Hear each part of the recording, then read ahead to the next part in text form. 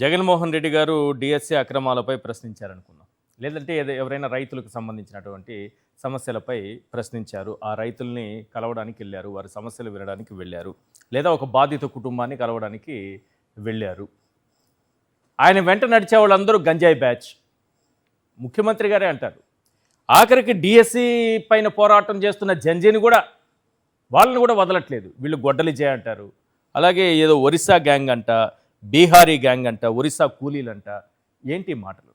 అసలైన చర్చ జరగాల్సినటువంటి అవసరం ఉందా లేదా? సార్ ముఖ్యంగా ఏదైతే పోలీస్ యాక్ట్ 30 అనేది ఎవరికైనా వర్తించింది సార్. అంటే వైలేషన్ ఆఫ్ ద రూల్స్ అంటూ లేకపోతే 144 సెక్షన్ లాగా ఇక్కడ ఎక్కువ మంది గుమ్ముకూడకూడదు, ఇక్కడ ధర్నా చేయకూడదని సార్.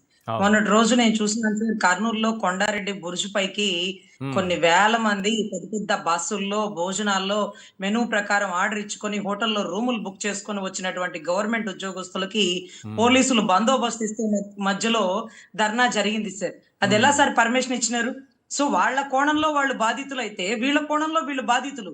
ఈ బాధితులు కూర్చున్న దాని దగ్గర మల్లాది విష్ణు గారి దగ్గర టెంట్ పీకేసి టీడీపీ వాళ్ళు అరాచకం చేస్తుంటే పోలీసు వాళ్ళు వాళ్ళని అడ్డగించాల్సింది పోయి మల్లాది విష్ణు గారి మీద యూరిన్ పోసి కోడిగుడ్లేసి వాళ్ళు ఇబ్బంది పెడితే విష్ణు గారిని వెహికల్ ఎక్కి తరలించిన దృశ్యం మేము చూసినాం సార్. ఎవరిదైనా ధర్నానే సార్, ఎవరిదైనా ధర్నానే. ఇక్కడ ధర్నాకి మీరేమో విఘాతాలు కలిగిస్తున్నారు, అక్కడ ధర్నాకి మీరు పోలీస్ ప్రొటెక్షన్ ఇచ్చి చేయిస్తున్నారు. అదే కర్నూలులో సార్ రేపటి రోజు సుగాలి ప్రీతి తల్లి నా బిడ్డ పట్ల జరిగిన అన్యాయానికి వీల్ చైర్ ర్యాలీ చేస్తానంటే ఒక అవిటి తల్లికి పర్మిషన్ ఇవ్వలేనటువంటి ఈ చేతగాని చెత్త ప్రభుత్వాన్ని ఏమనాలి సార్? ఒక అవిటి తల్లి వీల్ చైర్ లో కర్నూలు నుంచి ఎక్కడ మన విజయవాడ సెక్రటేరియట్ వరకు ర్యాలీ అనేది సార్. అన్నంత మాత్రాన అంత దూరం వీల్ చైర్ లో నెట్టుకొని వెళ్ళగలిగిద్దా సార్? అంత మాత్రం పర్మిషన్ ఇవ్వడం చేతగానటువంటి చెత్త ప్రభుత్వం కర్నూలులో అదే డిఎస్సీలు బుర్జ్ ఖలీఫా ఎక్కినట్టుగా కొండారెడ్డి బుర్జ్ ఎక్కడానికి పర్మిషన్ ఇచ్చి వాళ్ళు ఫ్లెక్సీలు పట్టుకొని వాళ్ళు వాయిస్ ఇచ్చే వరకు మీరు గోతికాడ కాపలాలు కాస్తున్నారా? సిగ్గు లేదా ఇది? ఒక అవిటి తల్లి పట్ల మీరు చూసేది ఇదేనా?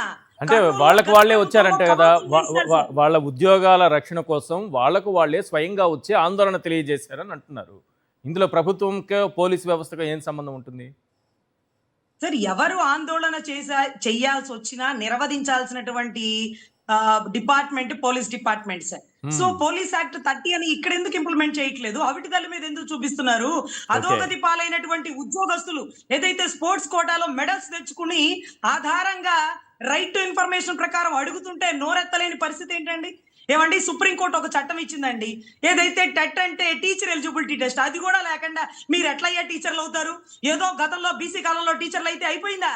మీరు రిటైర్ అయిపోయే లోపలైనా టెట్ ఎగ్జామ్ క్వాలిఫై కాకపోతే మీకు ప్రమోషన్లు ట్రాన్స్ఫర్లు ఉండవంటే 2028 ఆగస్టు లోపు కంపల్సరీ టెట్ మీరు క్వాలిఫై అవ్వాల్సిందేనని గతంలో పనిచేస్తున్న వాళ్ళకి చెప్పారు సార్. అంటే ఇప్పుడు పనిచేసే వాళ్ళకి మరి ఇంకేంటి సార్?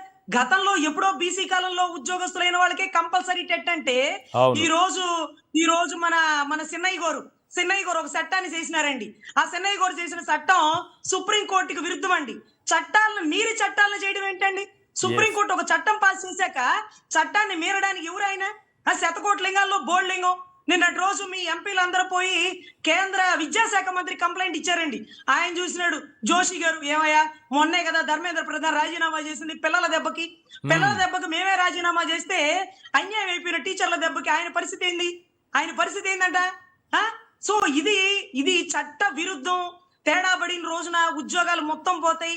అలాంటి ఉద్యోగాల దగ్గర పేమెంట్లు తీసుకొని పని చేస్తే ఆ ఉద్యోగాలు పోయిన తర్వాత ఈ పేమెంట్లు ఇచ్చిన వాళ్ళు వీళ్ళు రోడ్డు మీదకి వస్తారు. ఇంకొక విషయం ఏంటంటే మనం చెప్పుకోవచ్చు, సెంట్రల్ మీతో ఉంది కదా రజనీ గారు, ప్రభుత్వంతో ఉంది కదా. ప్రభుత్వంతో ఉంటే కూడా ఇంకెందుకు భయపడుతున్నారు? అసెంబ్లీ సాక్షిగా ఒక సవాల్ ఇసరొచ్చుగా, సిబిఐకి మేము ready, both are not same అని. సో సెంట్రల్ ఏంటి ఒకవేళ విసరాలంటే ఎందుకు భయం? ఫస్ట్ అది చెప్పండి సార్. కూటమిలో సెంట్రల్ వారితోనే ఉంది. వెళ్ళినప్పుడల్లా చాక్లెట్లు బిస్కెట్లు ఇస్తూ ఆయన బాగానే బుజ్జగిస్తున్నారు మోడీ గారు. మరి ఎందుకు ధైర్యంగా అంటే సిబిఐ అంటే సెంట్రల్ అండర్ కంట్రోల్లో ఉంటది, సెంట్రల్ వీళ్ళ అండర్ కంట్రోల్లో లేదా? సెంట్రల్ వీరితోనే ఉంది కదా. పోనీ మీరు అసలు రోడ్డుకి ఏడ్ చేస్తున్నారు, సిబిఐకి రా అని ప్రతి వాళ్ళు ఒరే జర మాట అంటే పోలా. సిబిఐకి వస్తాం, రెడీ, నా కొడుకు మీద నాకు నమ్మకం ఉందని ఒక మాట విసరడానికి నాకు అనిపిస్తుంది సార్, సెంట్రల్ తో వీరితో లేదు అని ఓపెన్ గా ఆయనే ఒప్పేసుకుంటున్నారేమో. ఎందుకంటే ఇది ఎక్కడ బిగినైందంటే సార్, జయవర్ధన్ చౌదరి అని మొన్న ఈ మధ్య ఏపీఎస్సీలో ఒక ఉద్యోగం వచ్చింది సార్. అంటే ఇతను డిఎస్పీ క్యాడర్. ఇతనికి ఈడబ్ల్యూసి దాంట్లో కానీ స్పోర్ట్స్ కోటాలో కానీ అవకతవకలు జరిగినాయి. ఈడబ్ల్యూఎస్ కోటాలో ఇతను ఎలిజిబిలిటీ లేదు అంటూ అతను మాజీ ఐఏఎస్ గారు ఒక ఓపెన్ ఛాలెంజ్ విసిరినారు. ఇమీడియట్ గా స్పోర్ట్స్ కోటాను ఈడబ్ల్యూఎస్ చెక్ చేస్తే ఈడబ్ల్యూఎస్ తో తప్పులు జరిగిందని ఆ ఈడబ్ల్యూఎస్ సర్టిఫికేట్ ని క్యాన్సిల్ చేస్తూ ఇంకా వెరిఫికేషన్ జరుగుతుంది. ఈ జయవర్ధన్ చౌదరి అనే పదాన్ని ప్రస్తావిస్తూ ఆయన రాష్ట్రంలో కమ్మటైన పరిపాలన నడుస్తూ ఉంది. ఈ కమ్మటైన పరిపాలన డిఎస్సి కూడా వ్యాపించింది. నా దగ్గర ఆధారాలు ఉన్నాయి, come to the my chamber అంటే వీళ్ళు గడగలాడుతూ అసెంబ్లీలో ఒక ఐఏఎస్ అలా అయ్యాడు. ఒరే నాయన ఐఏఎస్ తలుచుకుంటే ఎమ్మెల్యే కాగలడు, ఐఏఎస్ తలుచుకుంటే మినిస్ట్రీ కాగలడు. మీరు తలకిందులుగా తపస్సు చేసినా ఐఏఎస్ కాదు కదా, ఎంఆర్ఓ కూడా కాలేరు. అవసరమా మీకు అసెంబ్లీ సాక్షిగా ఐఏఎస్ ఎలా అయ్యాడు అంటే పగలు రాత్రి కష్టపడి చదువుకొని ఎండలో వానల్లో కరువు బాగులో ఢిల్లీలో కూర్చుంటే అవుతారు ఐఏఎస్ లు.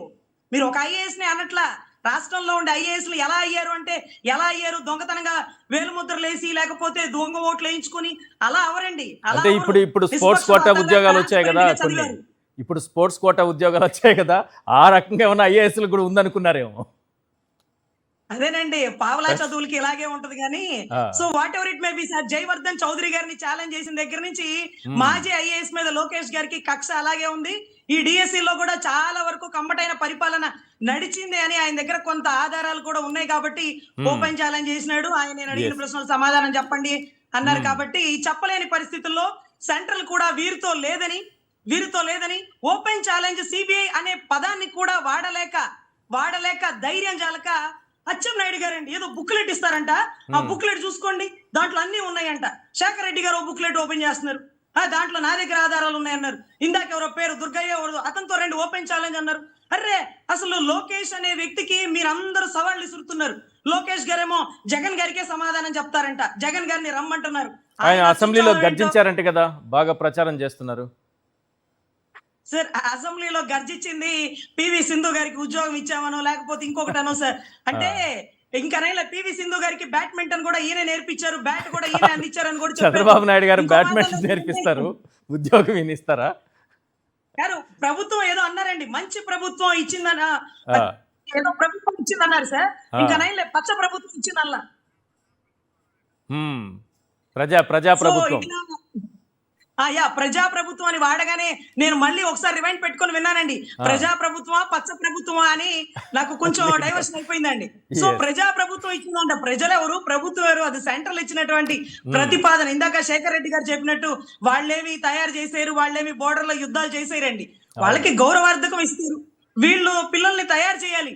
టెట్ ఎగ్జామ్ అంటే టీచర్ ఎలిజిబిలిటీ కూడా లేనోడు టీచర్ ఎట్టా అయ్యాడయ్యా అంటూ రైట్ టు ఎడ్యుకేషన్ యాక్ట్ ప్రకారం ఇచ్చినటువంటి చట్టాన్ని ప్రతిపాదనగా సుప్రీంకోర్టు గుర్తించి ఇది లేని వారికి ట్రాన్స్ఫర్లు ప్రమోషన్లు జరగవు, మీరు గతంలో ఎప్పుడో అయిపోయామంటే కుదరదు, ఈ ఎగ్జామ్ కంపల్సరీ మీరే పాస్ అవ్వాలని ఎక్కడో ముసలా ముక్క కూడా కంపల్సరీ టెట్ చదువుతుంటే మీకు మాత్రం ఎలిజిబిలిటీ అక్కర్లేదని రాత్రి ఒక జీవో, పొద్దున్నే కుదరదు అంటూ ఇంకో జీవో.